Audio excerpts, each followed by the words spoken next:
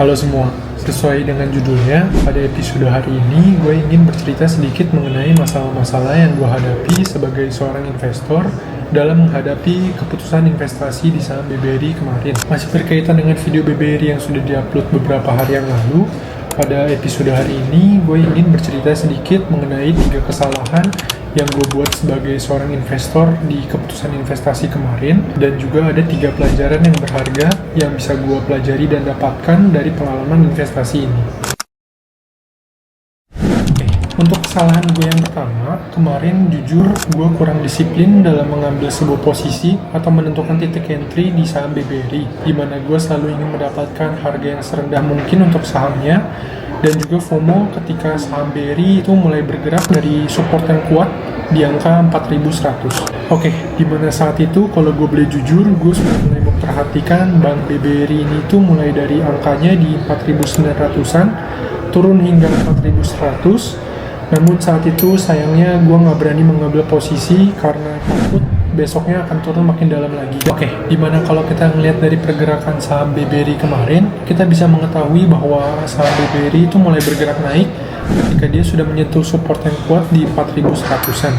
Dan jujur sejak saat itu gue juga sudah mulai memperhatikan bank BBRI ini itu arahnya kemana, dan berharap akan adanya koreksi supaya gue bisa mengambil sebuah posisi di sahamnya. Oke, kalau dilihat dari pergerakan saham BBRI kemarin juga, kita bisa mengetahui bahwa sejak BBRI itu mulai bergerak di 4100-an, ada beberapa kali dia membentuk open gap atas, dan jujur saat itu gue mengetahui bahwa adanya kemungkinan open gap atas itu akan tertutup kembali. Namun jujur saat itu kurang sabar dalam mengambil sebuah posisi di saham BBRI. Oke, untuk kesalahan gue yang kedua, jujur gue merasa bahwa gue kurang mengerti adanya cycle di sebuah saham, dimana kemarin gue ingat gue mengambil posisi di 4700-an, walaupun kalau kita ngelihat dari gambar besarnya, bank BBRI itu masih ada kemungkinan saham itu menuju downtrend.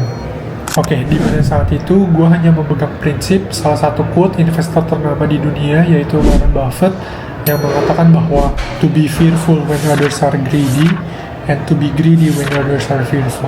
Oke, untuk kesalahan yang ketiga, gue juga menyadari bahwa gue kurang disiplin dalam hal money management, di mana gue kemarin tidak menyiapkan cash sama sekali untuk average down, dan juga mengambil posisi di saham BBRI dengan cara HK atau hajar kanan.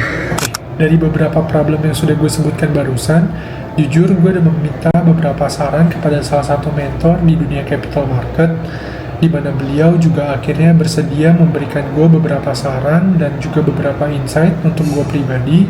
Dan ada 3 pelajaran penting yang cukup berharga yang bisa gue pelajari dalam mengambil keputusan investasi. Oke, untuk pelajaran yang pertama, gue belajar akan pentingnya disiplin dalam mengambil sebuah posisi atau menentukan titik entry di sebuah saham. Dimana pada saat itu, gue juga menyadari bahwa gue kurang bersabar dalam mengambil sebuah posisi di saham BBRI.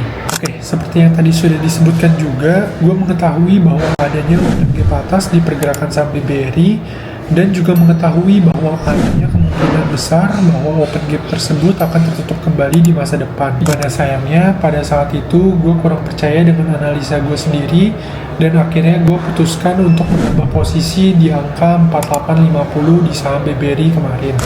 Untuk pelajaran yang kedua, gue juga menyadari bahwa pentingnya sebuah cycle di sebuah saham seperti ciri-ciri akumulasi, ciri-ciri distribusi, supaya kita bisa mengetahui titik entry terbaik di sebuah saham. Untuk pelajaran yang terakhir, gue juga mempelajari bahwa untuk selalu siapkan cash minimal 20% untuk mempersiapkan kita kepada kondisi market yang tidak bisa diprediksi di masa depan. Dan saat itu, gue memutuskan untuk mengambil posisi di saham BBRI secara agresif dan menghabiskan cash di satu titik yang menurut gue lumayan bagus pada saat itu.